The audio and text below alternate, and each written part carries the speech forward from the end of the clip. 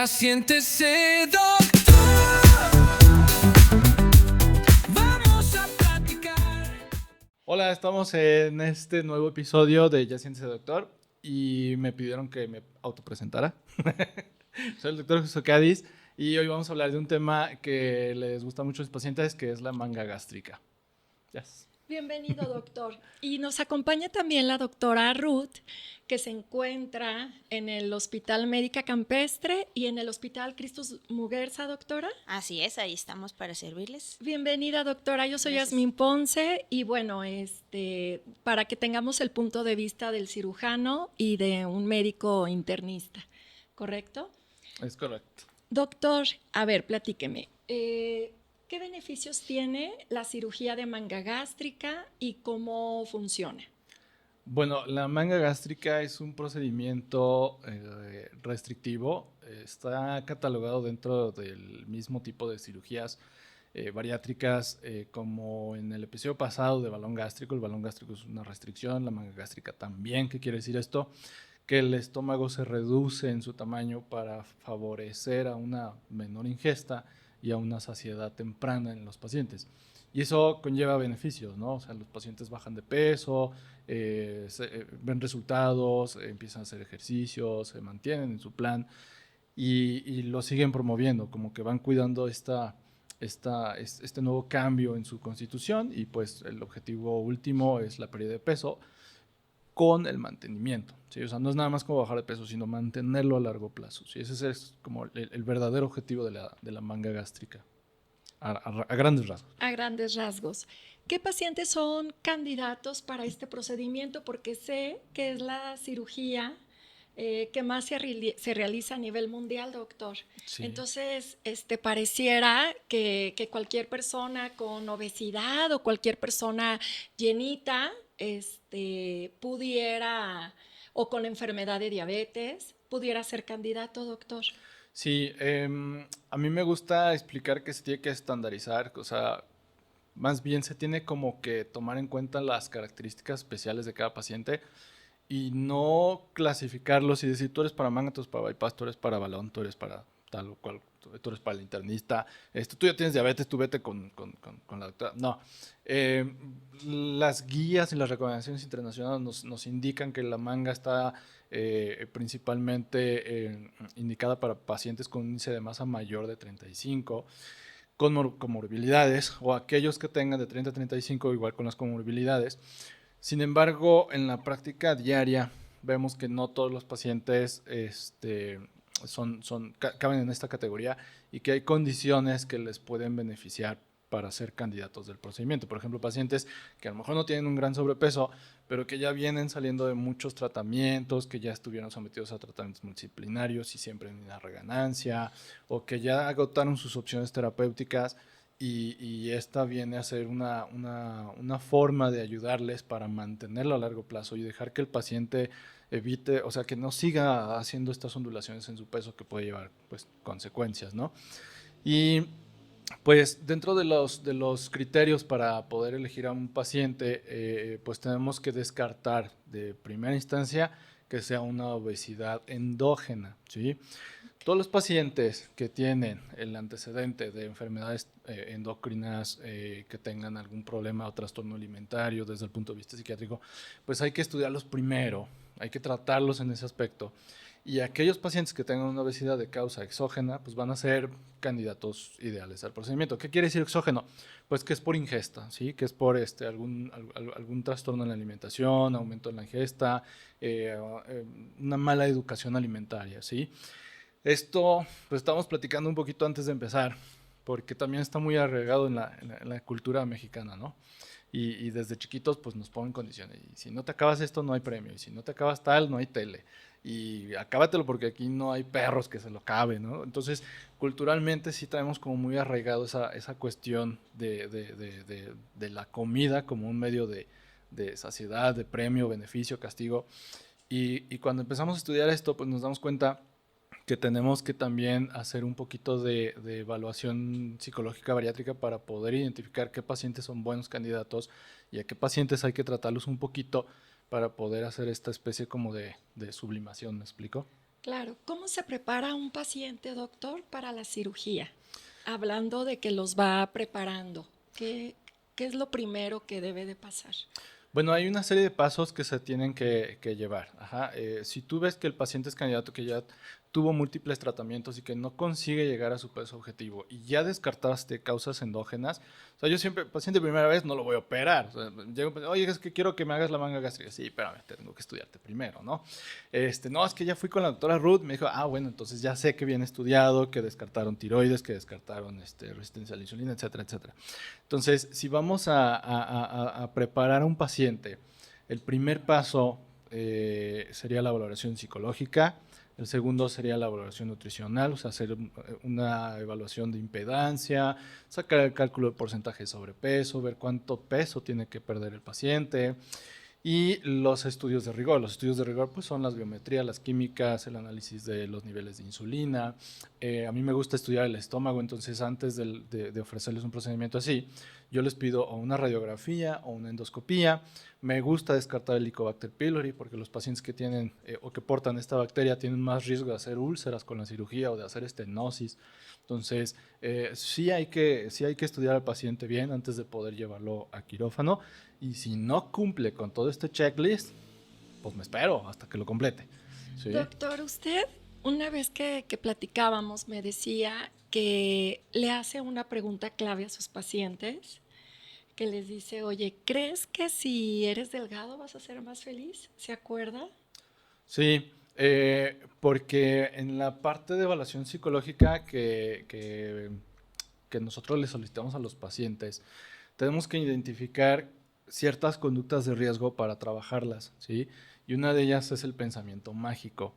Entonces, en algunos lugares, en algunas sociedades bariátricas, esto incluso es una contraindicación relativa, ¿sí? El hecho de que tu paciente tenga este pensamiento mágico, me voy a operar y mi vida va a ser color de rosa, o sea, sí, pero no vas a llegar del punto A al punto C sin pasar por el punto B, ¿sí? Tienes que llevar un proceso y nos vamos a tener que apoyar de múltiples especialistas y vamos a tener que trabajar en la creación de hábitos, ¿sí?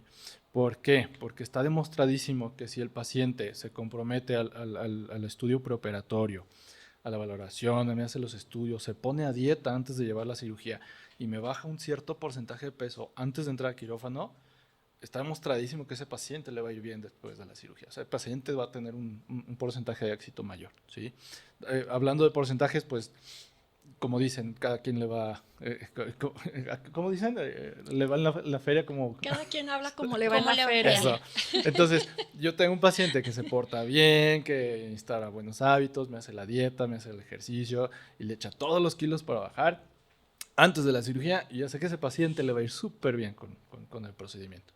Yo veo que un paciente que no trastabilla, no se pone el medicamento, no acude a la evaluación, o sea, y está muy insistente para que lo operemos, discúlpame, pero vamos a esperarnos un ratito.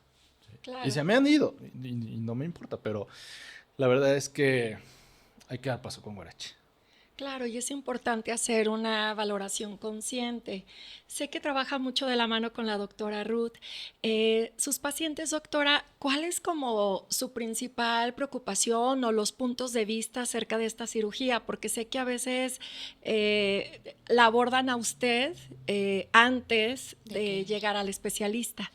Sí, bueno, muchos pacientes creen que con la manga se les van a resolver sus Sus problemas. problemas de obesidad. Claro, y bueno, sí tenemos que explicarles que pues sí es un método, no se consideraría definitivo porque puede haber reganancia, obviamente, pero si los pacientes pretenden como mejorar alguna condición médica agregada, por ejemplo, yo sí se las ofrezco cuando hay pacientes que ya le intentamos de todo y pues no bajan, o pacientes yo tengo pacientes que me dicen, doctora, ya no quiero tomar tanto medicamento, ¿no? Bueno, pues me ha tocado pacientes que tomaban que para la presión, que para la glucosa, que para el colesterol y todo, y pues a ellos sí les digo, pues a lo mejor serías candidata si es la cuestión de no tomar tantos medicamentos. Otra cuestión es si el paciente requiere o necesita una bajada pues más rápida, no sé, por ejemplo, que se quiere embarazar o quiere para ya alguna condición médica, también sería indicativo. Y pues la controversia entre los cirujanos y nosotros es lo de la diabetes, ¿no? O sea, Claro. ellos dicen que la curan y nosotros decimos que no, Es que entonces es la, justo. Sí se la cura. cuestión. Sí se cura, Pero doctor. hay pacientes, se cura, pero el doctor debe decir, saber cuáles sí se curan, ¿no? Los pacientes que ya son crónicos, pues no, obviamente ya su páncreas ya no tiene una función, pero a lo mejor pacientes de recién diagnóstico o pacientes con cierta resistencia, quizá ahí sí, Con resistencia a la insulina con una o carga reciente o hereditaria de recién diabetes. diagnóstico, pero los que ya son diabéticos, bueno, sí me ha pasado con pacientes que no se usaban 3, 4 fármacos, incluyendo insulina, ya una vez después de la cirugía, pues nos quedamos sin insulina y con puros medicamentos tomados. Para ellos también es un beneficio, ¿no? O sea, en costos, ¿no? Claro.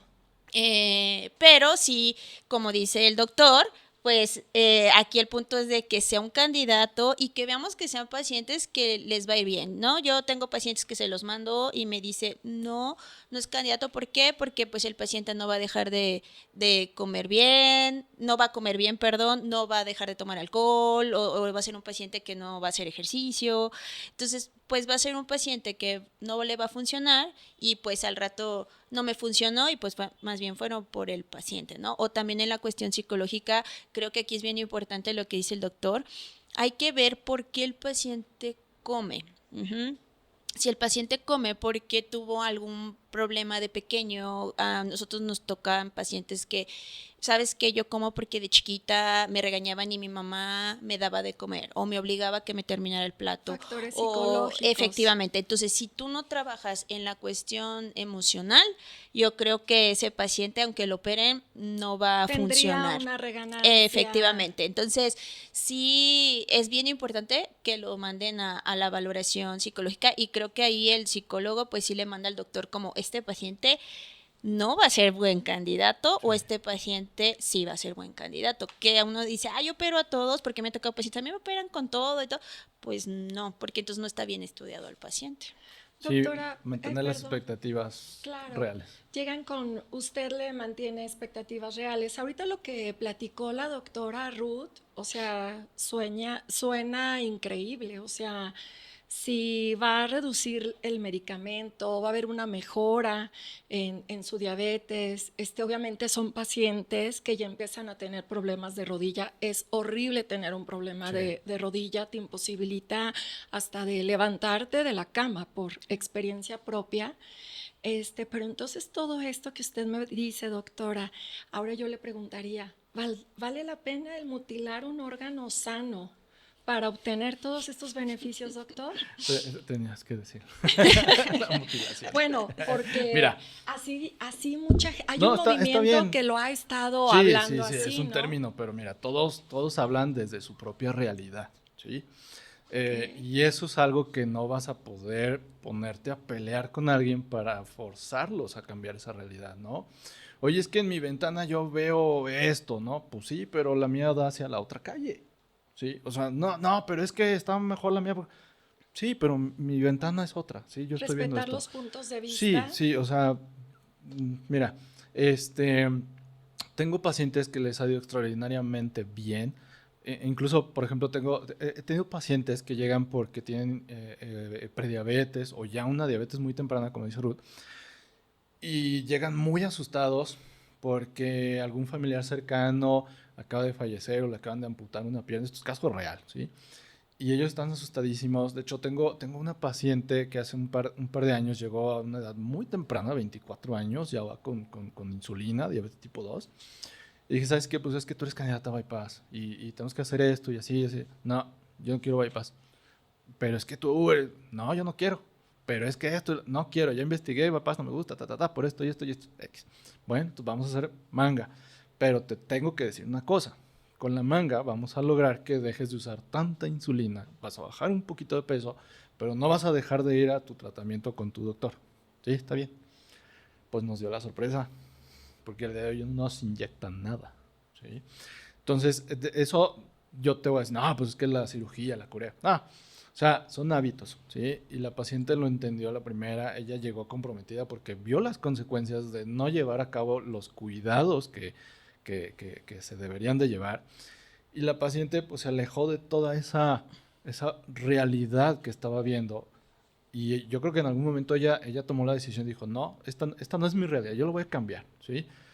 Quiero manga y con manga me voy a portar muy bien y pues empezó a hacer ejercicio, ahora sube cerros y de X, Y, no se pone insulina, ¿sí? Está curada, no lo sé, eso lo dejó para Está en los control. criterios. Está en control. Ajá, está en control, ¿no? ¿Cuánto tiempo? Pues... O en remisión, sí, digamos, ¿no? Sí, entonces ganas tiempo, ¿no? O retrasas el desarrollo De de complicaciones. deterioro y de complicaciones, que su riñón no empiece a fallar cuando tenga 30 años, ¿sí me explicó? Entonces, cada quien habla como le va en la feria. Entonces, meterte a tratar de forzar la realidad de una persona que pues, a lo mejor le fue mal y se dedica a poner malos comentarios, pues, bueno, pues pasa. Claro, lo que pasa que sí han catalogado de un tiempo para acá a las páginas de los profesionales de la salud, hay un movimiento que, bueno, también defienden su punto de vista. Ahora, doctor, una duda. ¿A partir de qué edad, cumpliendo todas las condiciones, se pueden realizar una manga gástrica? Esa es muy buena pregunta. A nivel internacional, o sea, las guías de práctica clínica te dicen que a partir de edades muy tempranas ya incluso están hablando de 16, 17 años y el límite es hasta los 65. Ajá. Pero es algo que se tiene que individualizar. En pacientes muy jóvenes, yo de entrada no se los ofrezco. Yo les ofrezco primero un balón o un tratamiento con incluso anorexigénicos o GLP-1, porque son pacientes que están en desarrollo, que todavía no tienen un cierre del cartílago osteogénico, entonces no quiero llegar a afectar su desarrollo o su crecimiento, ¿no? Entonces, pero hay grupos que sí lo hacen, ¿no? Entonces los bajamos, los controlamos todo, y ya que alcanza cierto nivel, pues ponemos el balón, lo podemos dejar un añito, y al año lo quitamos y hacemos entonces ahora sí el procedimiento. O sea, lo importante aquí es que se tiene que individualizar a cada paciente, no es como que yo agarre y, no, pues yo a todos les hago manga, no, pues yo a todos les hago bypass, no, pues vas y chin, no, o sea, cada paciente es distinto, ¿no? Y tienes que, pues, como encontrar la mejor estrategia para esos pacientes. Tengo pacientes, por ejemplo, que tienen balón gástrico y usan GLP-1 y bajan muy bien. Sí, se pueden combinar anorexigénicos con GLP-1. Tengo pacientes con anorexigénicos y ¿Qué GLP-1 y índice bajan de muy bien. masa corporal debería de tener un paciente para recurrir a esas dos opciones? Por ejemplo, doctora Ruth.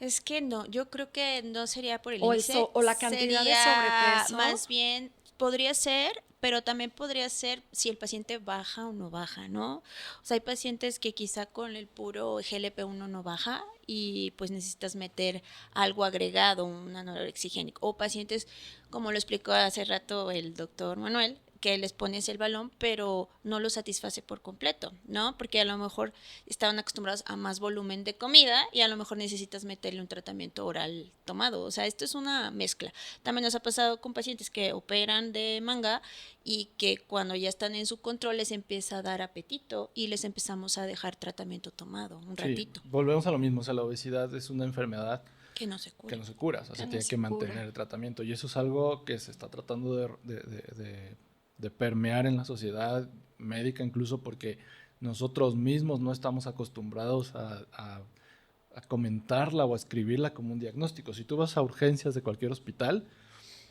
y ves los diagnósticos de los expedientes, yo te aseguro que en muy poquitos vas a ver el diagnóstico de sobrepeso u obesidad. Y la realidad es que a lo mejor, no sé, el 60% de los pacientes que estén ahí lo van a tener, pero de forma inconsciente nosotros como médicos incluso no lo tomamos en cuenta como una enfermedad. Ya no lo ponen en diagnóstico, por ejemplo, Lo ¿no? cual Que está mal. pudieran poner obesidad, diabetes, etcétera. O sea, Sí. ahora, ¿qué tan gordofóbicos llegamos a ser con nosotros mismos?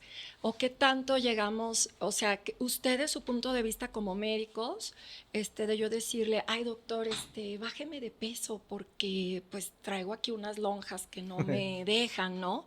Al final del día ustedes, pues el ser médicos es una profesión, viven de ello. Entonces, yo sé que a ustedes es bueno para batear pacientes, pero, o sea, de decir, no, ¿sabes qué? No eres candidato, o ¿qué te pasa? O sea, ¿cómo es posible que hay otra alternativa? Ponte a hacer ejercicio. Sí, exacto. Más que batear es como buscar cuál es la necesidad de ese paciente, así como tú me dices. Llega un paciente que está a lo mejor en su peso ideal y que no le gusta cómo se ve, ¿cierto? y ese paciente viene contigo buscando algo, ¿sí? Yo no le voy a ofrecer una manga gástrica, ¿no? No le voy a ofrecer un balón gástrico, pero a lo mejor hay algún tratamiento que le pueda ayudar. Entonces, ¿sabes qué? Pues te hago una dieta, te hago un régimen, te doy un poquito de anorexigénico y lo trabajamos, ¿no? Y puedes buscar la manera de hacer mesoterapia o algún masaje o reducción por cirugía plástica, no sé. O sea, no podemos cerrar, tenemos que buscar la necesidad de ese paciente y tratarla de forma individual. Tampoco decir, no, yo hago esto y No, si quieres, claro. así le hacemos y si no, adiós, ¿no? Hacer un traje a la medida de Sí, cada claro. paciente que pueda lograr cubrir las necesidades, ¿no? Sí. Muy bien. Doctora, tengo otra duda, a ver. A ver. Ya una vez que el paciente se opera, que le hacen su manga gástrica, que empieza con la pérdida de peso, ¿cuál es el mito y cuál es la realidad de que, bueno, de ser lo he escuchado, de ser un gordo sano, se convierten en un delgado enfermo? ¿Qué tanto esto es un mito o una realidad, doctora? Bueno, delgado, enfermo, bueno, más bien hay que ver si tiene algo adyacente, ¿no? O sea, si por ejemplo el paciente tenía o no se estudió y tenía un trastorno de alimentación y empieza a tener un problema mental en esta cuestión, pues sí puede llegar a estar un enfermo, un delgado enfermo, ¿no? O si el paciente, o por ejemplo, cuando los operan, pues les tienen que dar suplementos, les dan vitaminas, les dan omegas y todo eso, pues puedes llegar a tener pacientes que no tomen nada, que pues no les importe y les empieza a dar anemia o les puede dar caída de cabello o otras alteraciones médicas, ¿no?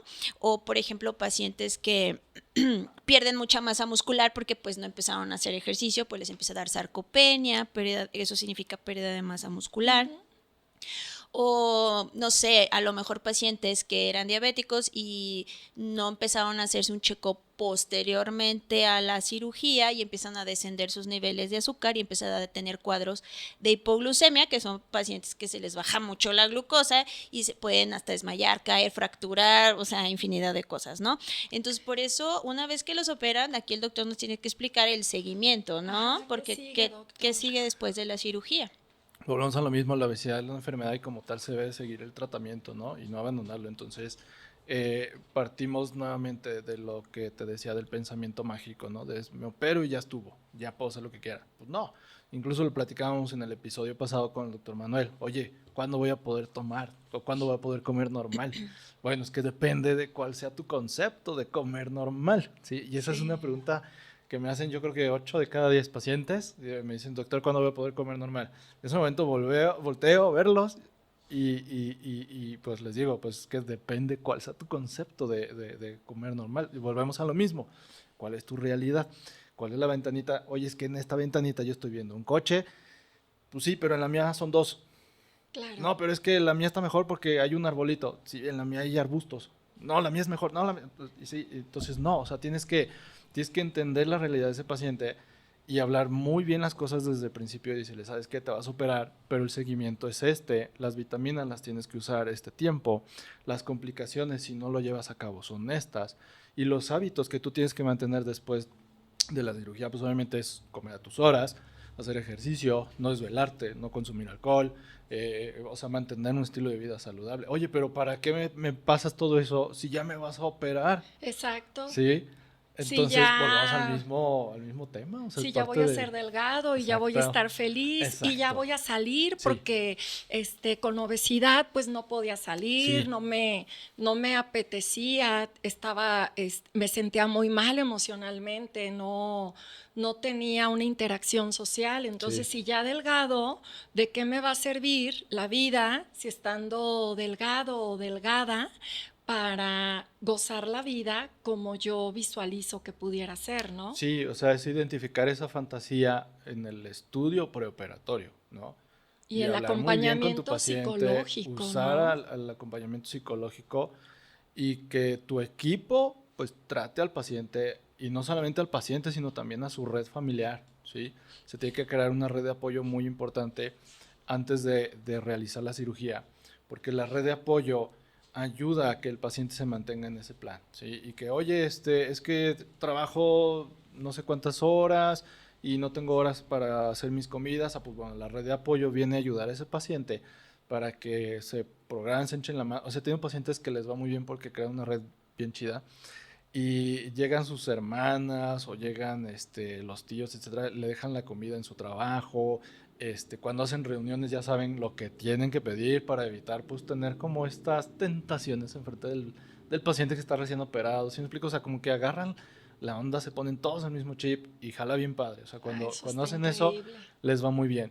Y el seguimiento, pues básicamente te las va a decir el doctor en la consulta. O sea, las vitaminas, el hacer estudios de forma periódica, el hacer ejercicios importantísimos después de la cirugía.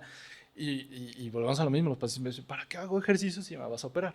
Bueno, el ejercicio está principalmente para que cuando bajes de peso, la piel no se cuelgue, no tengas pérdida de masa muscular, no exista sarcopenia o dinapenia. Sarcopenia es la pérdida de masa, dinapenia es la pérdida de fuerza muscular.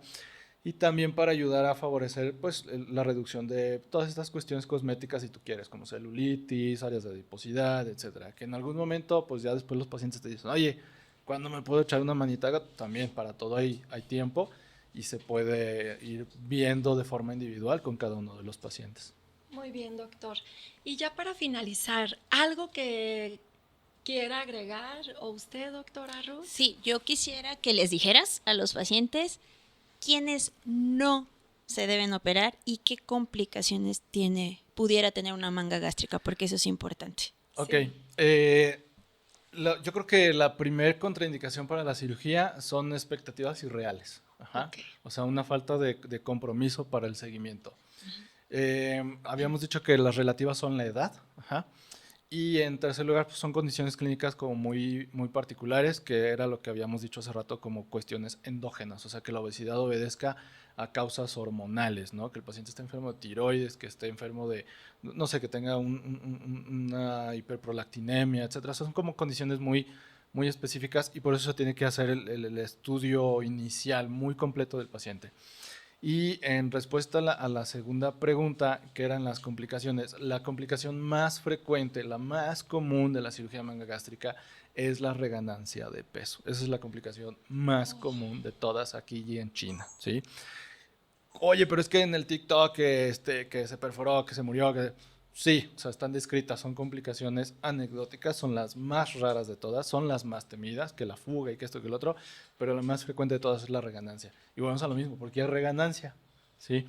Los pacientes me preguntan, oye, es que con esta voy a tener rebote. Y yo volteo y les digo, es que el rebote no existe.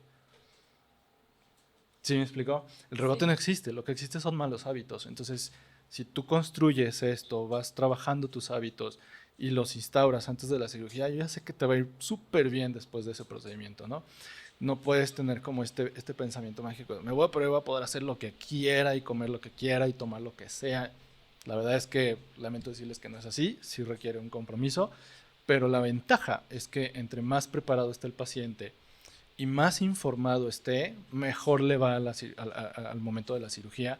Tiene menos riesgos, tiene menos complicaciones. Incluso hay estudios donde se ha visto que los pacientes que están bien informados antes de la cirugía tienen un menor consumo de anestésico, tienen un menor tiempo quirúrgico y tienen una menor sensación de dolor después de la cirugía. Eso está en ya múltiples estudios a nivel mundial. Wow. Entonces, a mí me gusta prepararlos muy bien, me gusta educarlos un poquitín, me gusta como enseñarles todo, resolver todas sus dudas, porque yo ya sé que esos son pacientes a los que les va a ir muy bien. Perfecto. ¿Algo más que usted quiera agregar, doctor? Ya para finalizar. Yo creo que no es como una mutilación, así como decías.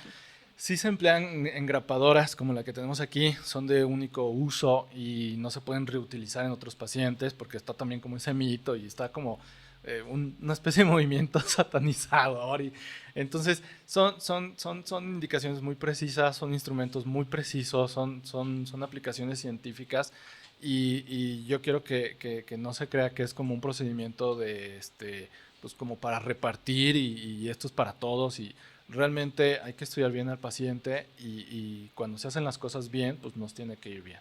¿De acuerdo? Perfecto, doctor. Pues muchas gracias, doctor, que ahora nos compartió más de su conocimiento, de su práctica médica. Gracias, doctora Ruth, Gracias. por habernos acompañado. Muchas gracias. Y bueno, pues gracias a ustedes por escucharnos y por vernos también. Dejamos sus redes de los dos. Gracias. ¿Y Muchas dónde lo gracias. encuentran a usted, doctor? Yo estoy en Hospital Médica Campestre y Hospital Altagracia y pues estamos a sus órdenes. Muy bien. Gracias. Sin llegar a la anestesia, ya siéntese, doctor.